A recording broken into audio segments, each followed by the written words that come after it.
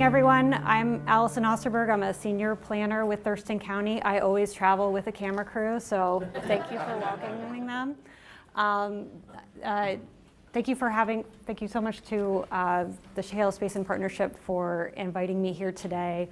And I will be speaking on the Streamflow Restoration Act Watershed Plan Amendment for the Nisqually Watershed. Success. We did it. And lessons learned from that process now that you in the Chehalis Basin Partnership and others are starting. And I'm here because they invited me. I definitely didn't do this work alone. There were a lot of people who were involved, some of whom are in this room, and I'll be shouting out to them as well. So Thurston County, we all our watersheds look like this, right? We don't know what happens beyond those borders, but we've got 5 watersheds that are going through this watershed planning effort. I'll mostly today be talking about Nisqually, which besides Thurston County also involved Pierce County and Lewis County. And the deadline for that plan was that it needed to be approved by Ecology on February 1st. By February 1st, if we were turning it in at 12:01, February 2nd, we would go to rulemaking, is what we were told. And we asked. And then we're here in Chehalis 22 and 23, which has a deadline of February 1st, 2021. And then we're also involved in RIA 13 and RIA 14, the Deschutes and Kennedy Goldsboro, which are ecology-run processes that are where those plans are due June 30th of 2021. RIA 11 planning unit members, the lead on this effort was the Nisqually Indian tribe. It involved Thurston, Pierce, and Lewis County, but there were a number of other participants, the cities of Lacey, Yelm, and Olympia, Town of Eatonville. The Thurston PUD was a huge help, WDFW, Department of Agriculture, and the Nisqually River Council Citizens Advisory Committee. And ecology also was a huge help throughout this process. One thing that I'll hit on is that it was a real team effort, and no one liked the way that the legislation was written. No one likes being put in this box to have to do these things on this kind of deadline, but we were all united in trying to get this work done. So in about 7 months, we had about 7 months when we finally got going to do what everyone else will have 2.5, 3 years to do. So in 7 months did we go from 0 to approved? And this is a photo from the day we delivered the plan to Maya Bellin at the Department of Ecology. So what the watershed groups, and this one included, and the Chehalis is similar to the Nisqually in that you have an existing watershed plan and you're looking to do an amendment or an addendum to it. And Nisqually was in the same situation. They have a plan. They had an existing group that had continued to meet, and they needed to just amend their existing plan. But you have to develop a plan that calculates future water use, come up with a list of offset actions of different kinds, and A plus B needs to result in C, net ecological benefit. And there's a lot of math involved. That was one of my lessons learned, math. We were operating under interim guidance from Ecology that came out in June of last year. And just summarizing that, what they say we needed to do was to characterize and quantify the potential impacts to in-stream resources from the proposed 20 years of new domestic permit exempt water use at a scale that allows meaningful determinations of whether the proposed offsets will be in time and or in the same subbasin. So some of the main things that were highlighted from there is that we had to have suitably sized basins, and if available, we needed to show the timing of impacts and the proportion of flow impacted. So step 1, so how do we get there? Many steps. Step 1, define appropriate subbasins. In Nisqually, we came up relatively quickly with 8 subbasins, and this is one thing that I think was thing that we were very successful. We didn't spend a lot of time arguing about how to lump or split. We made some really quick decisions early on that said,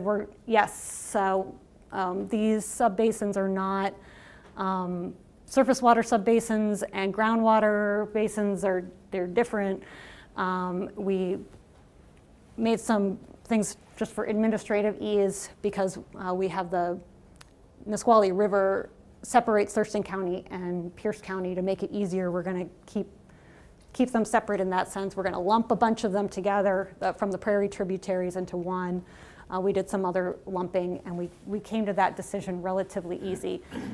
Your subbasin boundaries are really important. They're going to determine a lot of how things are looked at in the future, and they need to be set up front because you don't want to have to go back and do your calculations again if you're down the road questioning, well, actually these two things should be different, or actually the actions that are in them are pretty similar. One thing we looked at with the prairie tributaries, there's a bunch of different tributaries, but the geology is very similar. And so the activities you would do in there we thought would be similar. We checked that with ecology, that would be okay for us to do it that way. And ecology said, yes, they looked at it, they thought about it. And we had that back and forth, and that helped us really move forward. So set your subbasins. Step 2, estimate 20 years of population growth. In Thurston County, we're extremely fortunate to have the technical resources of Thurston Regional Planning Council. They do annual population estimates from us. They take the numbers from the state, from OFM, and they can geographically break them down for us into smaller pieces and say, here's where growth is likely to be happening in Thurston County over a wide area. Not all counties have this resource. This is something that in this watershed, I know the different counties have different resources, but this was a huge benefit to us. The time period that we set on, we're required to do 20 years of projected growth. We made an upfront determination we're going to go out to 2040, which is actually 22 years, because Nisqually just loves being an overachiever. It matched up really well with our comprehensive plan. That was the way we're forecasting growth in our comprehensive plan to 2040 already, and so that was nice to have that round number. I would note that each county may have its own method for generating population growth. They may have their own way of doing that. It's okay, that's fine. You don't have to, down the road you need to come together with some similar ways, but you can take different routes to get there. Pierce County, Lewis County, and Thurston County each had a slightly different methodology for doing population growth. Pierce County is part of the Puget Sound Regional Council. It's a big, complicated, I don't even get into PSRC, but they had their own way that they had to do things. Lewis had their own way that they do things. And we have our own way of doing things. That's okay. You got to find a way to come down the line to a number that you can reference together, but there might be different paths to getting there. When we did that, and I'm just showed for the subbasins, this is just for Thurston County. When we looked at population, what we saw is for Thurston County side as a whole, about 30,000 more people over that 20-year planning period in Thurston County in the Nisqually Watershed. And then TRPC, we're so grateful they can also break that down into dwelling units. They have a model, a formula that they do that. And we could break it out not just by subbasin, but about how many of these dwelling units are in the rural areas, how many of them are in an urban growth area, how many of them are in a city boundary. And so that was really important. So about 12,000 new dwelling units. So just a quick thing that I'd highlight here, the largest proportion for us of our growth and in the watershed as a whole is in the city of Yelm. And the second largest are in the UGAs, and that's great, right? That's growth management at work. Most of your growth is happening in the urban areas. Growth management for the win, that's great. That's what we like to see. But for this process, we're mostly interested in where is the rural growth happening, how much rural growth is happening. That's the type of development that's likely to end up on a permit exempt well. And for us, we were able to break that out by subbasin as well. So it's great that you get a number of homes, but how do you homes are not what we want to calculate as part of this process. We need to know what the number of permit exempt connections are going to be. So I feel like some people say this is the big challenge for counties to get to this number. This is not this is part of the challenge. But the challenge is to take that and turn it into well connections. for the most part, counties are pretty used to coming up with population projections. We're not used to saying how many of those will end up on permit exempt wells. That was a new thing that we had to do. And there's a couple different ways that we could think about it, and we went down a lot of dead ends and some that I think went through. So you got to think about things that development is different in your urban areas and your rural areas. In urban areas, can you assume that all new units will be served by a public water system? Some places can do that. If you have a municipal water system and it can serve your entire urban growth area and your city, and that's typically what it does, you might make the call and say it's going to be on a public water system. They won't be on new permit exempt wells. We don't have to look at the urban growth. In Thurston County, we could not make that assumption. We knew from past development that that's not how it was happening in some of our urban growth areas. So what we did do is calculate, based on our records of past development, what is the proportion of growth that's been happening in the past that's relying on permit exempt wells in an urban growth area. And we couldn't do it this way, just the way our records were, but it's helpful if you have that number easily. If you can query it by date. It would have been nice if we could have gone back and said, in the past 10 years or in the past 5 years, what proportion of growth has been there. We couldn't do that, but some people may be able to. And that was important because you know how I mentioned that the Yelm areas where we were seeing that biggest growth for Nisqually? It's also 70% of the growth in the Yelm UGA has been occurring on permit exempt wells. So that's a lot of the growth, and a lot of it's in that area, that subbasin. In rural areas, you could take that same approach. This is actually the way that Pierce County approached it. You can calculate, again, look at your record of past development and how many of those typically are relying on permit exempt wells, and then project that going forward. That was one method. Another method, and this is what we ended up using for Thurston County, is that we assumed we wanted to look at where there were other public water systems. And this is where we looked a lot at the PUD and at the information about the Group A and Group B water systems that are out there. And so what then we had to look at is how many water systems do we have and what capacity do they have to serve new development coming online, with the assumption that that maybe we wouldn't have so many new ones coming online as we did in the past, and that the ones who were there would be able to serve new development. And those two methods resulted in slightly different approaches. I'll just point to that first method where we're just looking at proportions. We came up with an estimate of about 750 new permit exempt connections. The second method, which was the more conservative method, was a little bit over 1,000 new permit exempt connections, rural areas, Thurston County side, Nisqually Watershed. And that information we got from the Department of Health has a database with a lot of that information, but it was kind of painstaking to do it, not the easiest way.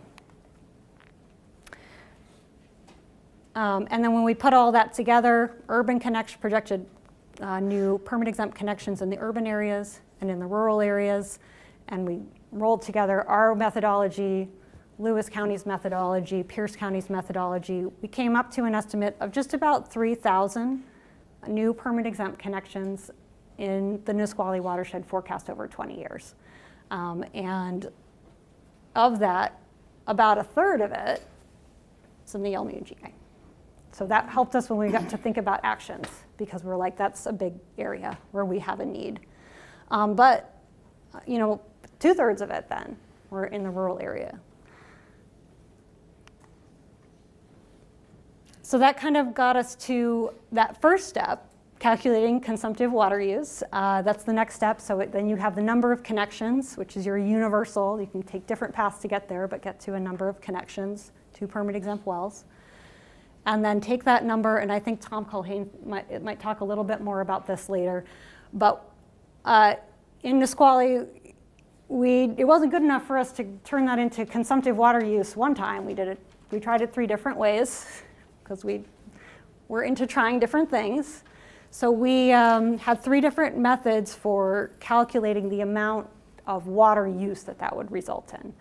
And the first way that we tried was looking at actual consumptive use. We used information from the Thurston PUD, their network of, and looked at what people in Thurston County using water systems in the rural area are typically using. And then we said, okay, but people who are on permit exempt wells are probably going to be, they don't have a rate system, they're maybe using more. So we doubled that for safety and said that's what we called our actual consumptive method. That was important to the counties, that our information on consumptive use be based on real data that was local relevant data. It was recent, it was for our area, it wasn't based on some kind of factor in Eastern Washington or the East Coast or something like that. It was our data recently from our area. The Nisqually tribe had a vision for this process, and they had a real vision. They wanted a reach goal, okay?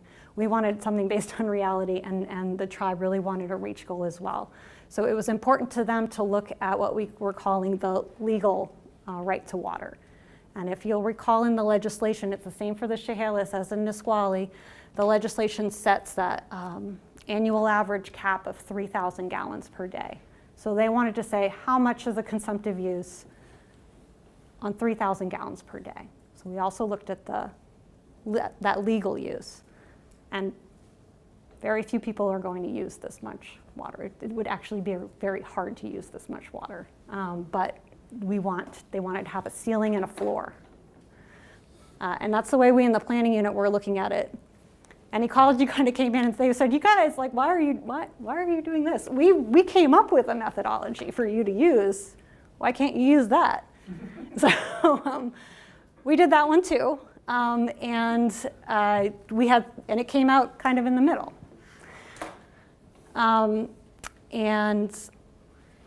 did I get to, yeah. And so the difference between them is that actual use based on Thurston PUD data, but then multiplied by a factor so that for safety, you can see that was about 100 gallons per day, consumptive use only. Ecology's method came out to 223 gallons per day per connection, and that legal right to water is about 1,600 gallons per day. Is that first one times 2? Or is That's the times 2. And the thing I want to highlight here is the way that the guidance from ecology is consumptive use, right? It's not all the water you're pulling out of the ground. If you're in a rural area, most of it goes, you probably have a septic system, you're using water. If you're indoors, almost 90% of it goes into your drain field and back into the water. That's kind of the way the guidance is. And so really what drives water use is outdoor water use. So it's how much irrigating is happening outside and how much of it is evaporating. And so you can see in these numbers the proportion of it, how much of that is outdoor. It's most of it. That's kind of important. That's something that I wish if we'd had more time that we could have done, because we ended up coming back around to using the ecology method, and that ecology's own method is what ecology wanted us to use. Something that would have been good because the outdoor is so important. In ecology's methodology, what they look at for outdoor, the indoor was really the same between the PUD method and the ecology method. But it's based on that outdoor. And so their ecology's methodology, what it essentially says is make an assumption about an area per parcel that would be irrigated, and it's based on irrigation standards, Washington Irrigation Guide, of turf. So like a golf course, right? And it's good information. It's kind of the best probably that's out there, but it's a little bit generic. And this is kind of a typical rural lot in the Nisqually. This is in that Yelm area. So like these guys, they're probably irrigating a little bit, doing some outdoor irrigation. They have a garden. These guys have a garden. They're probably doing a little bit of outdoor irrigation. These guys probably not so much, right? It's a lot of forested areas, particularly when you got up by Lewis County, there's very little outdoor use. But we didn't have data to say in each of these subbasins, the typical amount of irrigated area is X. That is something that they were able to do in the NUCSAC. They came up with some estimates of what's the typical irrigated area. We didn't know to do that, and we didn't, by the time we'd heard of it, we didn't have time to do it. But it might be something that for the Chehalis it would be good to do by subbasin, is figure out what's a typical irrigated area on a typical, say, 5-acre lot. And then you can calculate how much water would you be using to maintain it at this turf standard that ecology would like to see. So when we did all that, you can see that there are differences that came out in those different methodologies. But I do want to make this point, and I've talked a lot about calculating consumptive use and getting to doing the population projections and getting to that. Okay, so at the most, the CFS, an ecology method, which is what we ended up being, it's 1 CFS. The Nisqually River in August, mean over a 10-year period, and its lowest month of the year is 469 CFS. This is a literal drop in the bucket. It's not very much water. And so you can spend a lot of time really arguing about these nuances of the water, of your population forecasts, or how you're doing consumptive use. But even at the most, at the legal, it was like 7, 8 CFS. It's just not a lot. What I'd recommend you spend more time on, really thinking about from the beginning and carrying through, are developing projects and offset actions. And we had and so our approach in Nisqually was kind of like throw spaghetti at the wall and just see what would stick. Pretty much any idea that anyone came up with, we were like, throw it in the plan, just put it in there and we'll see what happens. And we came up with some really, really creative potential mitigation actions. So there's a lot in there about doing community managed forestry, so doing restoration of forestry that's still harvested, but on a different cycle, but that allows for more stream flow over time. Doing some really large-scale floodplain and riparian restoration, doing infrastructure improvements for the city of Eatonville. And a lot of these projects were looking at what's going to be the benefit to the watershed as a whole, not looking like at this really micro scale. But we did talk a lot at that individual scale. One of our big things was saying, how do we get a water right for Yelm so that they can serve their UGA and their city in the way that would address that growth pressure that they have? And how can we use our existing Group A and B systems that are out there and make them more efficient, or help them to connect to more people so that we have fewer permit exempt wells, and although the same number of growth. And we talked a lot about our permitting processes. So there were a lot of creative ideas that were put into it, and all of them ended up in the plan in some form or another. But not all of them got quantified, but the ones that did added up to this. We sort of had a minimum and maximum range, and I can talk more about this if people have questions about it. But essentially, this is our consumptive use that using the ecology's methodology. And then our offset actions, even at the low end, at the minimum end, very lowest of the ones that we could come up with quantifications for, came up much higher than that. And so then I'll just talk, so this was basically what we turned into ecology. We said, we've got your water use, we got a bunch of actions that are gonna result in some things over here. And they, bless their hearts, tried to make sense of that plan and try to understand what is meant by net ecological benefit. And I have to hand it to the Department of Ecology staff. This was a really hard charge for them to do. But I do want to have a couple of reflections on the way that they did this work, because I think it has some relevance for going forward to think about how to set up our plans. One thing that they make clear in judging the plan for net ecological benefit is that everyone else will be different. We complained through this whole process about how fast it was, and ecology also acknowledged it's very fast. They didn't have much time to do this. We're operating under interim standards for net ecological benefit. I think the permanent regulations are planned to come out later this year. All the other watershed plans will be judged under slightly different standards. And so we were granted a fair amount of leeway because we were coming up with everything for the first time. Everyone else will be different, and all our watersheds are really different, so it is going to be very different. One of the takeaways is that if you don't quantify it, it doesn't count. we had a lot of really great conceptual ideas that we put into our plan, how we might do things different with our permitting system, types of restoration we could do, how we could do wells differently. We ran out of time to quantify them in terms of stream flow or acre feet per year. And so they're in the plan as a narrative, but when they're doing net ecological benefit, they couldn't tally it. And so those didn't get counted. The reviewers who are doing the plan, they favor the familiar. We all do this. There were we had a lot of creative kind of new ways of thinking about bringing together water and salmon recovery and flood management and these different things. People who work in these disciplines, they speak different languages. And the reviewers who are reviewing it have been very steeped in water resources and water rights issues, and they're very familiar with certain types of projects. And so there was a lot of discussion about the uncertainty of different types of projects. All projects are uncertain. Buying a water right is uncertain. Is somebody actually going, you can say, I think there might be a water right here. It's uncertain whether someone would want to sell it, whether they've been actively using it. There's uncertainty with that. There's uncertainty with remeandering a stream and knowing if it's going to add capacity to a stream. There's a lot of uncertainty in all these projects.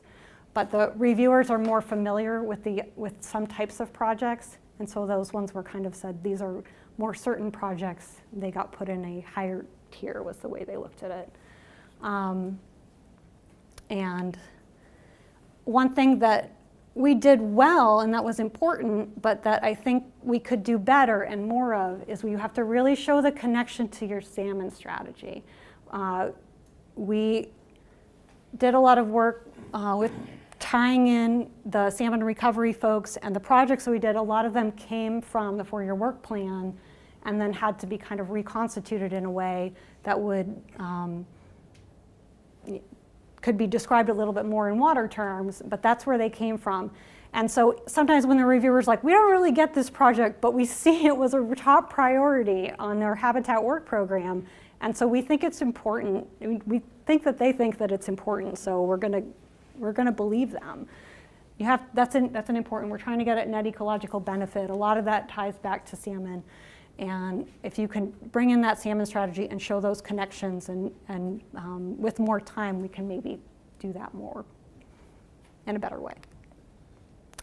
I would really recommend, we didn't have time, and this is not a fault to they came up with this system for judging net ecological benefit, and they had, like a week and a half to do it before they had to make a decision on February 1st. They really made a great effort to do it. Ideally, I would love to see in the other projects more time for back and forth review. There were some things that came through in the net ecological benefit review where I think, oh, if we'd known that you wanted to see that, we could have put it in the plan. If it would have helped to do the review, we could have provided that information, or we would have explained it in a different way, or we could have done this other simple analysis that would have shown the value of this action. But we didn't have time in the Nisqually process for a back and forth. I know some of the timelines that groups are putting together leave that net ecological, it's like groups have to approve a plan, then it goes to ecology for net ecological benefit determination, and then ecology approves it.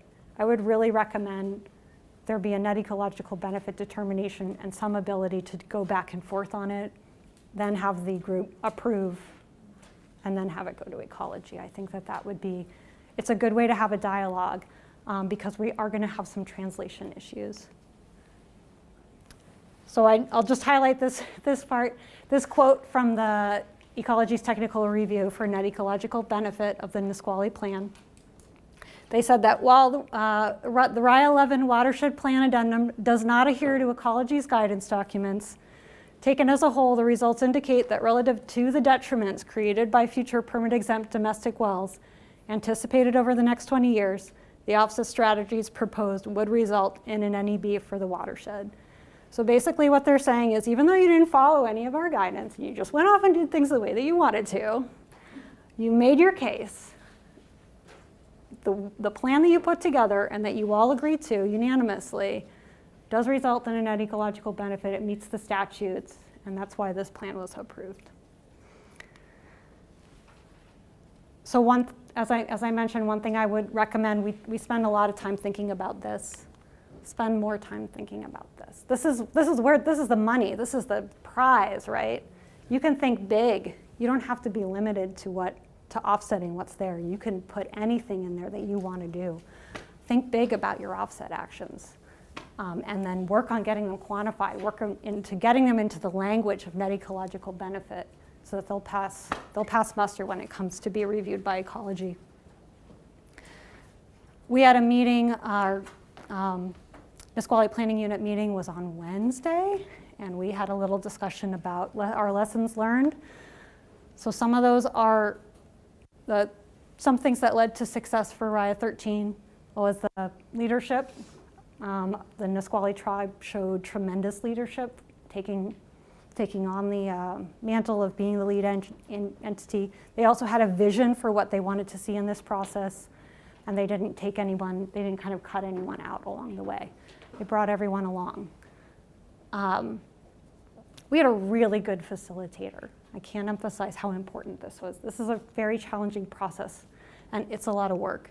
And having someone who can identify what needs to be done concretely, and then figure out who should be doing it and get them to do it, and then follow up on them again and again until it's delivered, and then take all these disparate parts and put it together.